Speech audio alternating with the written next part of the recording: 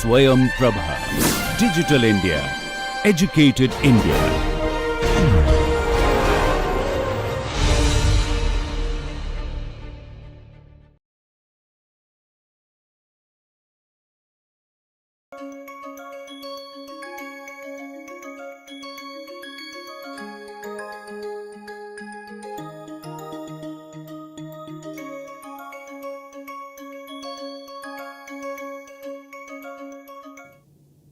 Welcome.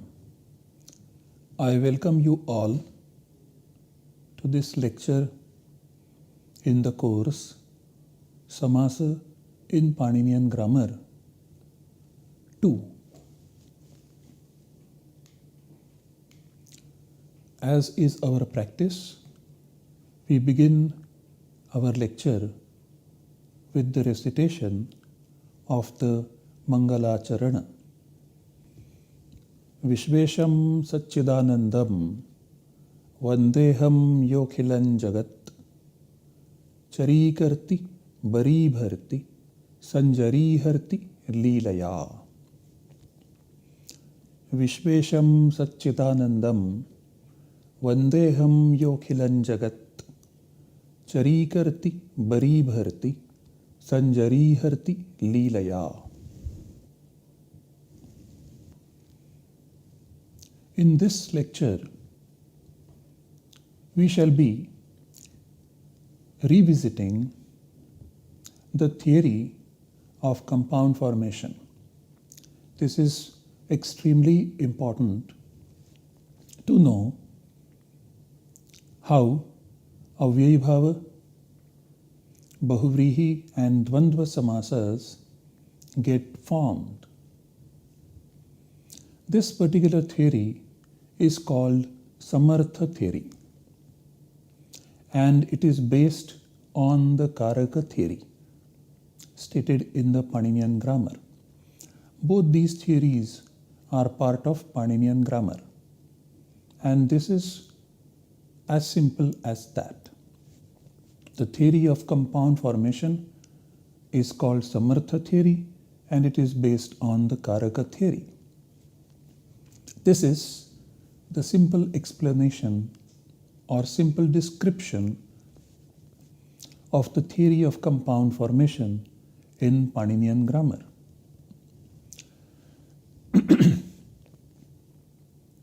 What it can be also described as a combination of both Karaka theory as first input in combination with the Samartha theory to produce an output for the Karaka theory. So, the Karaka theory in combination with the Samartha theory will generate an output which will be part of the sentence, which will come under the Karaka theory once again. So, Karaka theory is the input. In combination with the Samartha theory, the compound is generated as an output, and then this Samāsa becomes the input for the Karaka theory once again. This is how the process of compounding can be described in Pāṇinian grammar.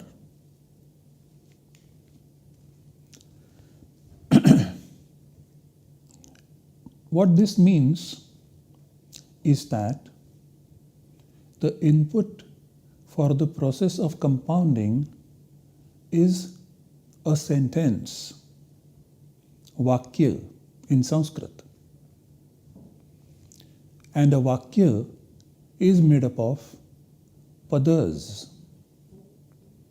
And padas are made up of prakriti and pratyaya. So, a sentence whose parts are padas, they are the input for the process of compounding. This can be also described as the sentential context. So the sentential context in the form of padas becomes the input for this particular process. And the output of the process of compounding is a pratipadika. I repeat, the output of the process of compounding is a pratipadika. And pratipadika is a nominal root word. And then this pratipadika becomes an input for a sentence through the Karaka theory.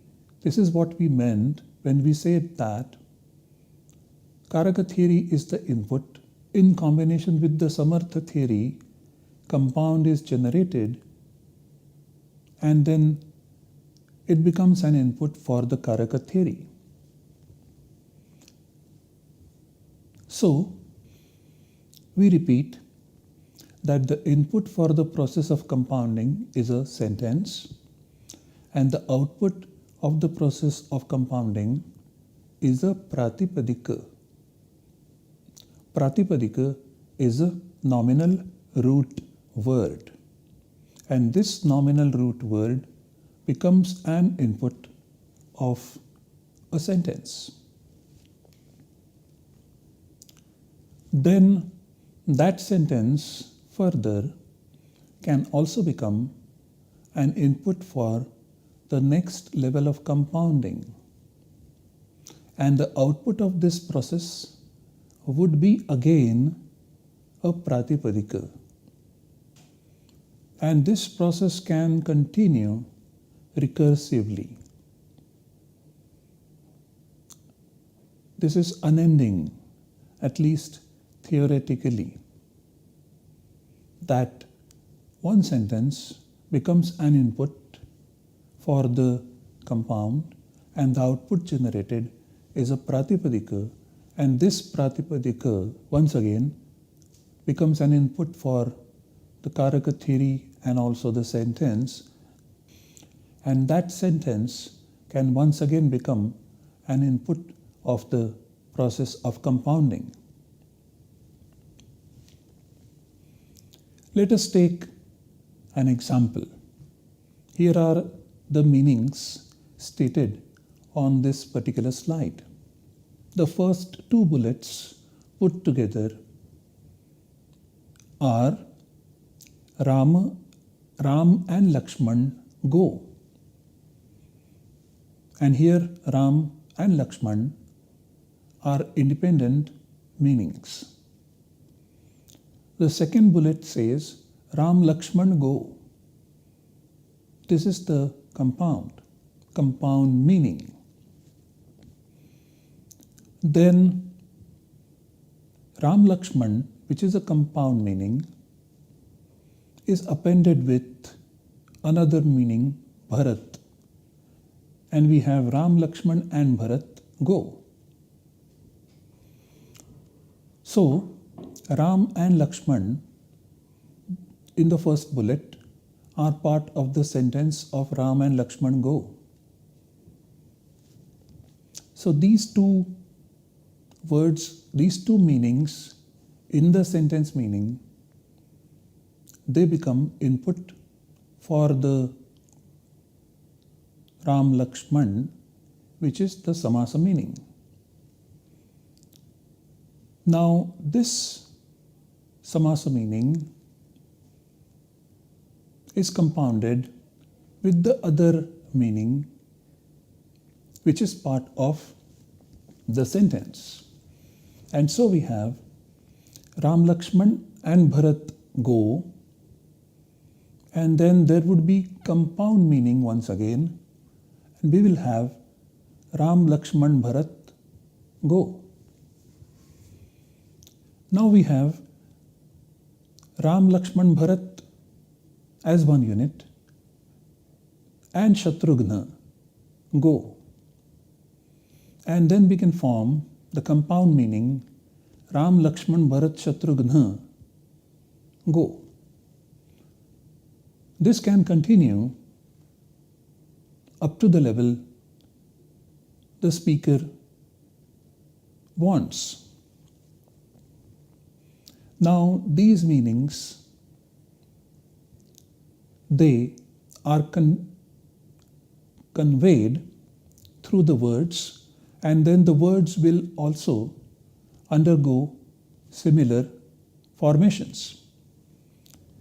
So we have Ramaha Lakshmanascha Gacchataha.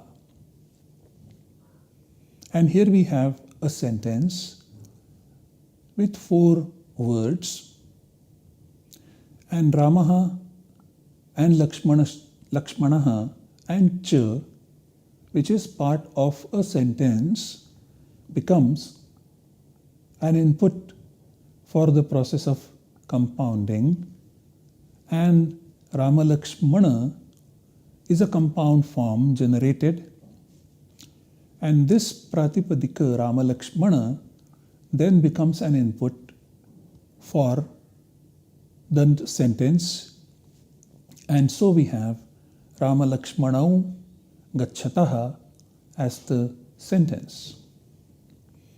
Now, Rama Lakshmanau Bharatascha Gacchanti.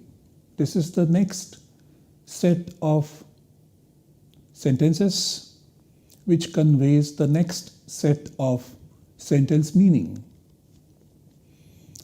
So now, Rama Lakshmanau, which is a compound word, is joined by another word, Bharata. Now, these again can be compounded, and we can have Rama Lakshmana Bharataha as one word, as a compound word, and then we'll have Rama Lakshmana Bharataha Gacchanti. So Rama Lakshmanau Bharatascha Gacchanti, this is a sentence. So the sentential context becomes an input.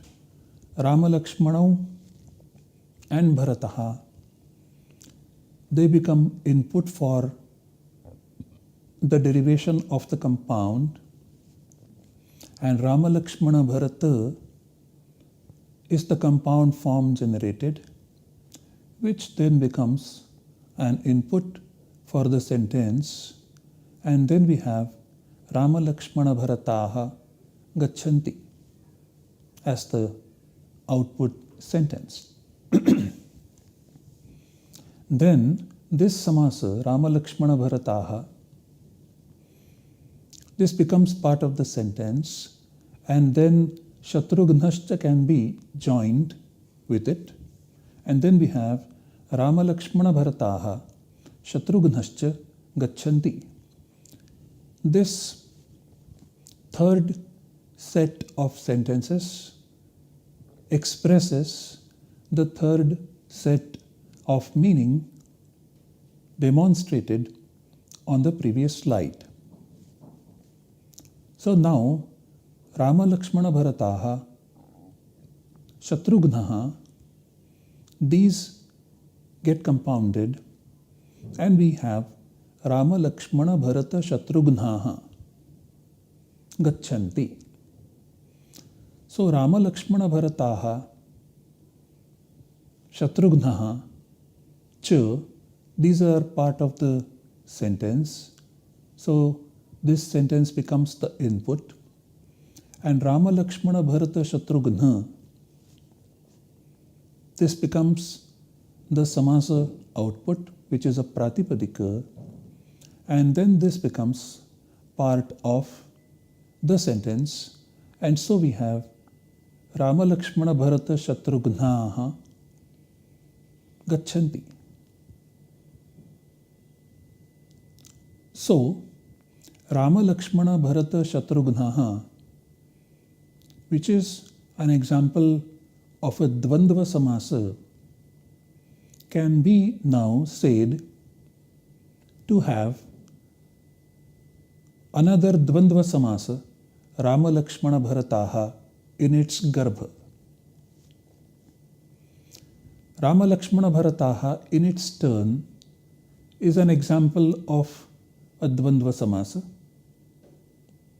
which has Rama Lakshmanau in its garbha. And Rama Lakshmanau is an example of a Dvandva Samāsa which has got Ramaha and Lakshmanaha as its constituents. So Rama Lakshmana Bharata Shatrugnaha can be described as the Prathama Bahuvachana of the Pratipadika Rama Lakshmana Bharata Shatrugna, which matches with Gacchanti. And this compound Rama Lakshmana Bharata Shatrugna is a Dvandva, which is a Dvandva Garbha Dvandva. Now this Dvandva is also Dvandva Garbha. In all, Rama Lakshmana Bharata Shatrugna is a Dvandva Samāsa which can be described as Dvandva Garbha, Dvandva Garbha, Dvandva.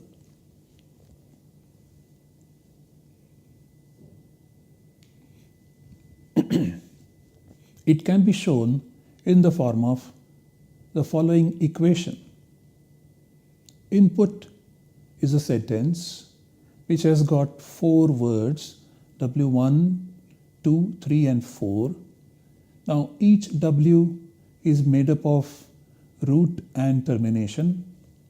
R stands for root and T stands for termination.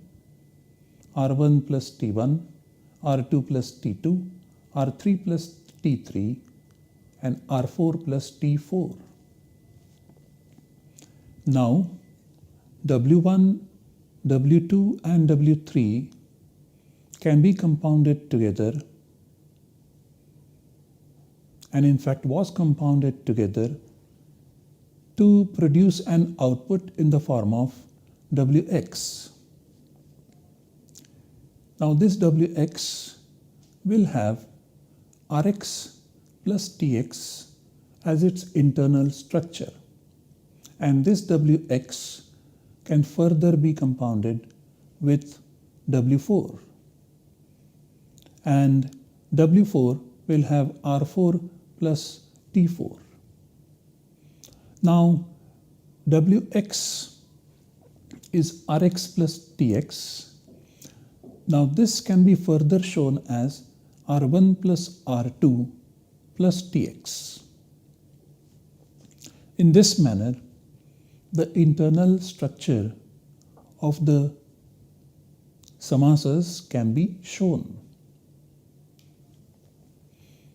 Now this is an explanation of the equation. So if the input is sentence which is made up of W1, 2, 3 and 4, and each W is made up of R and T, and then W1, 2 and 3, they get compounded and the compound output is Wx, and then it is compounded with W4. Here is an explanation. So we have Ramaha Lakshmanascha Gacchataha as the input sentence, where Ramaha is W1, Lakshmanaha is W2, Cha is W3, and then of course Gacchataha is another word.